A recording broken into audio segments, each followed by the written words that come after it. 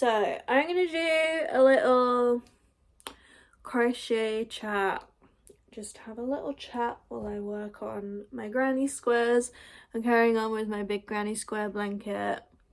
It's gonna be all purple and black. It's so exciting. So I've been seeing a lot of people talking about overconsumption. And I just have a few thoughts about that, especially overconsumption within like the yarn and crochet and knitting community. So I have a few thoughts. So first of all, on overconsumption in general. So I definitely have a problem with overconsumption. Like definitely. Like there are like I will have like basically no money and I will still get myself a little treat. Like I actually like I have no fucking self-control. And I think that's for a few reasons. So one is the ease of access to credit. So like I have an overdraft, and when you have an overdraft you're like, it's fine, like I can get it, I can afford it, it's fine. And it makes you feel disconnected from your finances, disconnected from your money. So it's like, well, I'm not in debt, but you still owe that money, right? And also, for me, I think a lot of my overconsumption problems come from growing up in poverty. So growing up, my mum had me at 15. She was a single mum, living on benefits. She wasn't working. She's definitely too mentally ill to be working. She was also a student for part of it. For the first like 9 years of my life, she was a student, and she wasn't working because she had me.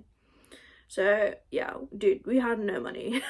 We had literally nothing. And it's like, if you wanted anything extra, it would be like you'd get your clothes for like the year, sometimes the season, and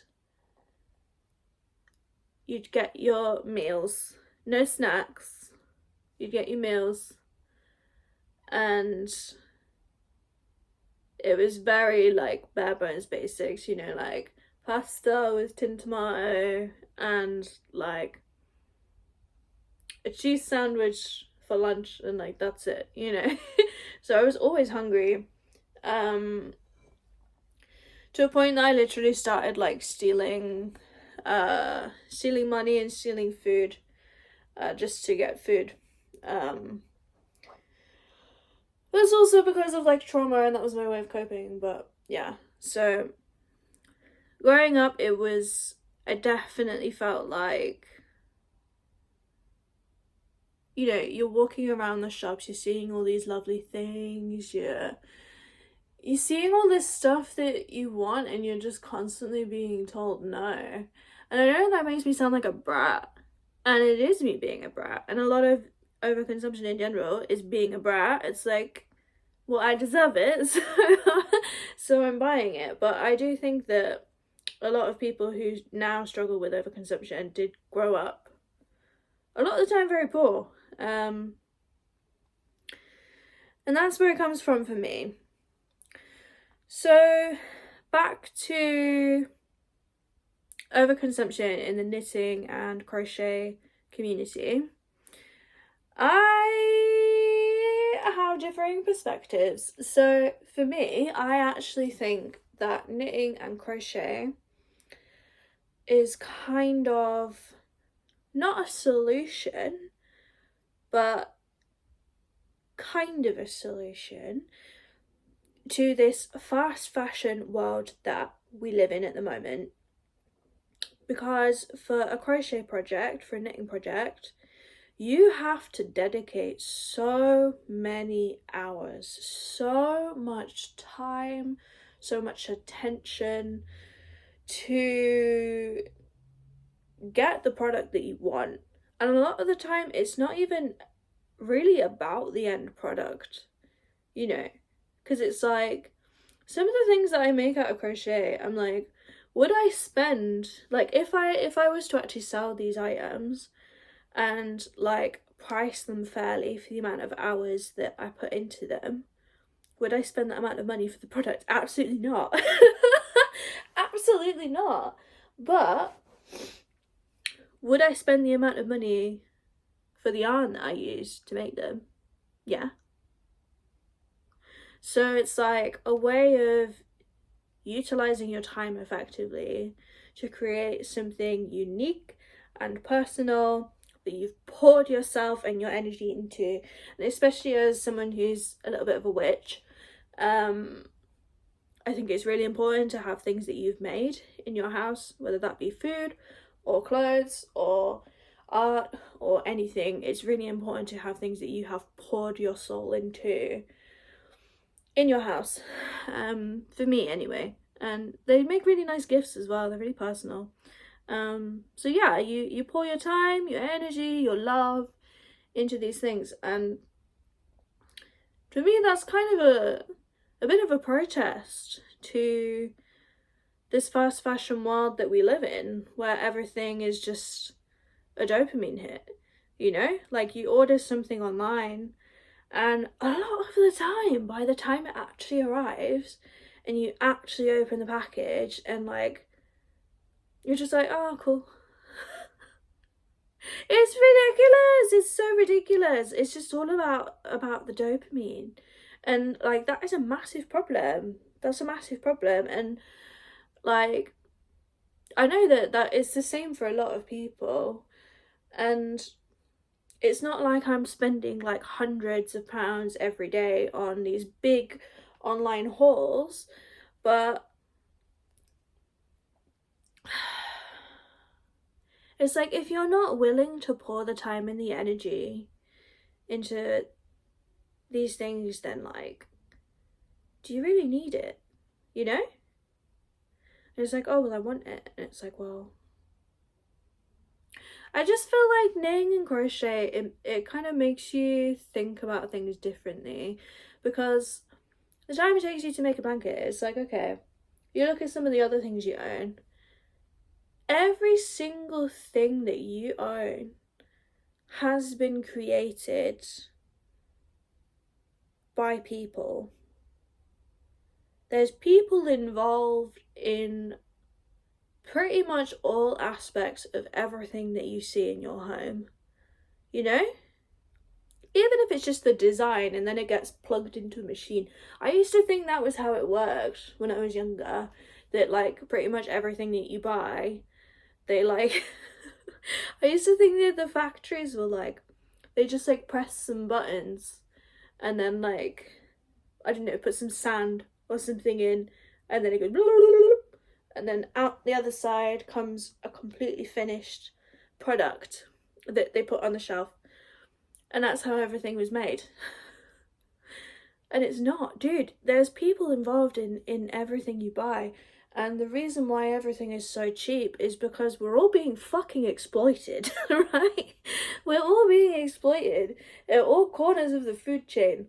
And even with the yarn, I'm sure that this cheap yarn that I'm using, I'm sure that people are probably being exploited to create that as well. And it's just like, it's become so unavoidable, this constant exploitation. We think that, oh, things have just become cheaper. No.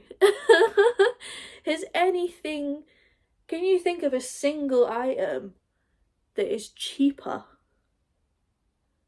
than when you were younger? There's nothing. Dude, everything is getting more expensive. For everyone. All over the world.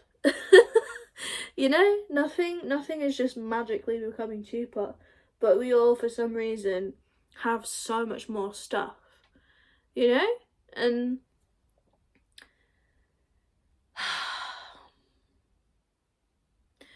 so back to the whole thing with overconsumption in the knitting and crochet community. There was all this controversy about the 6-day star blanket. So the 6-day star blanket still is a bit of a trend on like Instagram Reels and TikTok. where you can create a crochet blanket in 6 days. And that's really appealing to a lot of people. There's some like controversy around like the pattern. Some people don't understand it. Dude, crochet patterns are so fucking confusing. They're so confusing. I find crochet patterns really hard to understand. I still like just use the diagrams. I can kind of understand, but like written patterns, dude, what you're talking about, I don't understand. So I'm still very new in my crochet journey. That being said, this blanket, the 6-day star blanket, encouraged a lot of new knitting and crochet people to give it a go, you know, just like try it out. And I think that's amazing. I think that's great. I don't think that that's an issue with overconsumption. I think that's people being like, oh, okay. It's a shame that it's a trend that starts it, because it's like, well, trends do contribute to a lot of overconsumption. But it's like, if you don't follow fashion, right? Me, I never know what's going on in the fashion world. I haven't got a fucking clue. But sometimes there'll be a trend that I'm like, I vibe with this, I live it, I want everything that is created about this trend. I want it in my house, I want it on my body. I love it. Just live it. And that doesn't mean that every single trend that there is going to be something that I'm interested in. And I think that's the same for most people. Most people, like, do you remember when boucle was a trend? I fucking hate boucle. I think it is so ugly. It's not comfortable. Well, actually, some of them are a little bit comfortable, but I just think it's gross.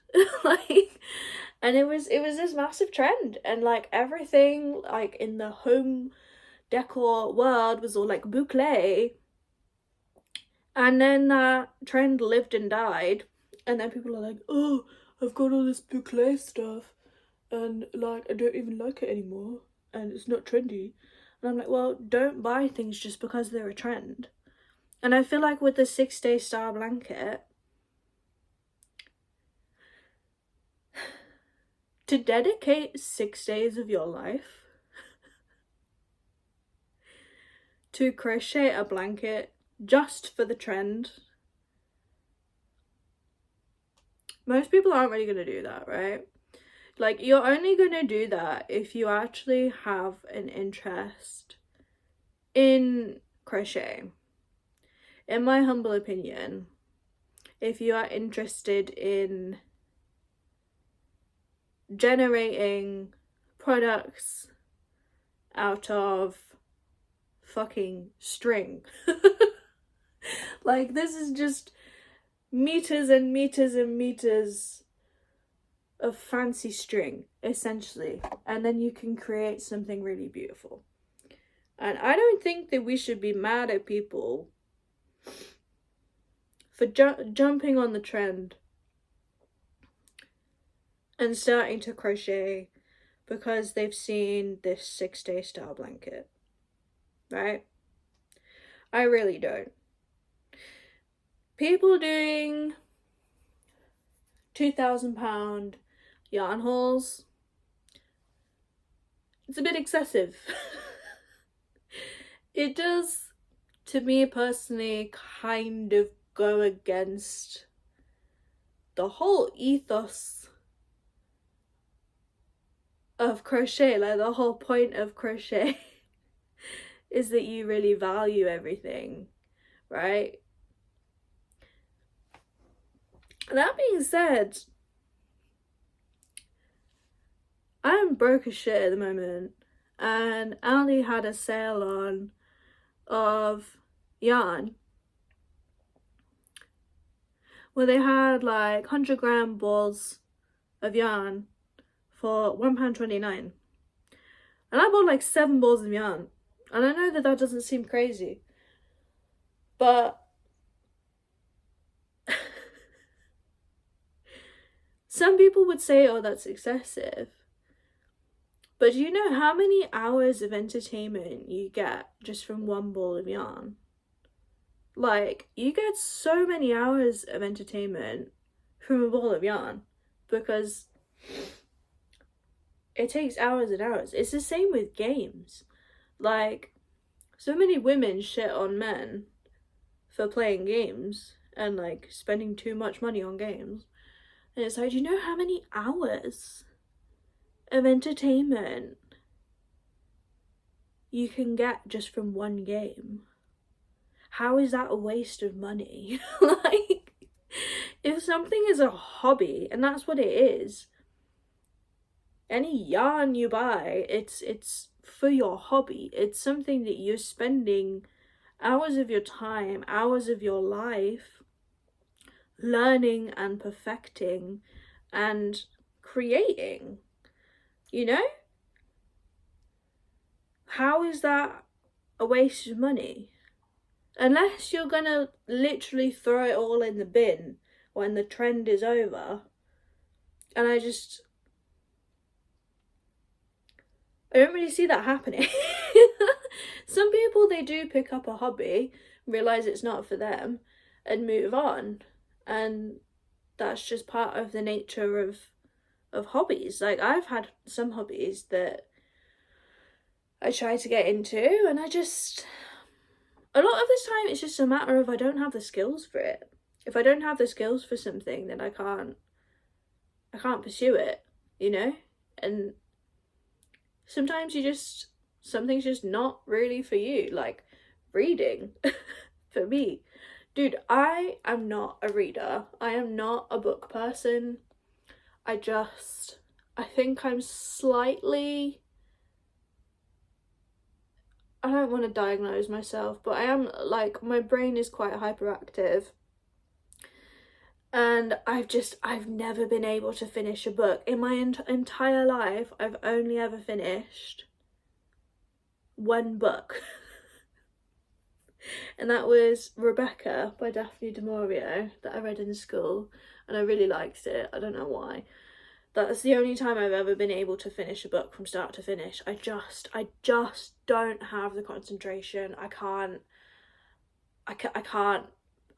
pay attention to it for that long. I can't commit that many hours to it. And it's not something like crochet where you can dedicate lots of hours, hyper focus on it, and then put it down and forget about it for 6 months. And then when you come back to it, all of that hasn't gone anywhere. You just carry on from where you left off, right? With a book, you can't do that. At least I can't do that. Dude, my memory problems are crazy. Like, if I put a book down and pick it back up, sometimes even a few days later, I have no fucking idea what's going on, and I have to go back to the beginning. It's just not for me. You know? It's just not for me. But are those books wasted? No. It's only wasted if you're literally just throwing it in the bin. And there are lots of people who are interested in hobbies that you're maybe not that interested in, you know?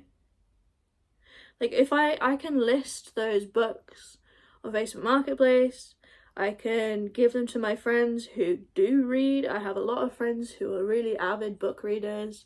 Like, my friend Emily is just reading, like, all the time. She loves it. These are people that you can give the books to. It's the same with yarn. Like, you could sell, like, we have the ability now to sell things on, to pass things on. If you don't have friends in your life that are interested in that hobby, there'll be someone out there in your village that is. And we don't need to just throw things in the bin. So I think, like, shitting on these new crocheters and new knitters who are just jumping on a trend, I think that's very gatekeepy, and I think you need to calm down. Like, I really do. I really, really do. I think that knitting and crochet is one of the few ways that we can dial back on some of this fast-paced, fast fashion, fast culture that we're living in. And it is a way to dial back on overconsumption. I really do. It teaches you to value the things that you have and to understand the amount of time and skill that goes into everything around you. Every single thing around you has been designed by a person, crafted by a person, even if there's been some machines involved along the way. A lot of the time it's a lot more minimal than you might think it is. There's humans involved in everything around you. And learning a skill is really valuable. It's really, really valuable. We're taught to not even value our skills anymore.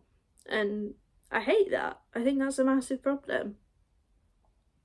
So yeah.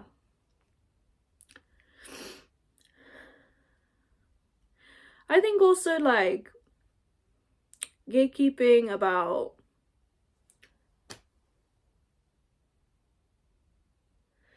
yarn and patterns and like, oh,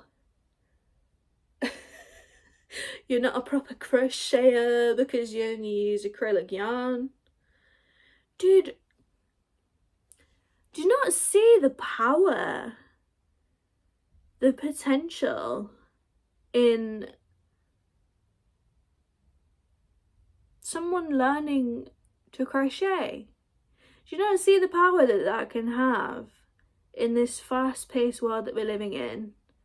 Does it really matter? Like, does it really matter what yarn they're using, what pattern they're using, dude, I don't even know.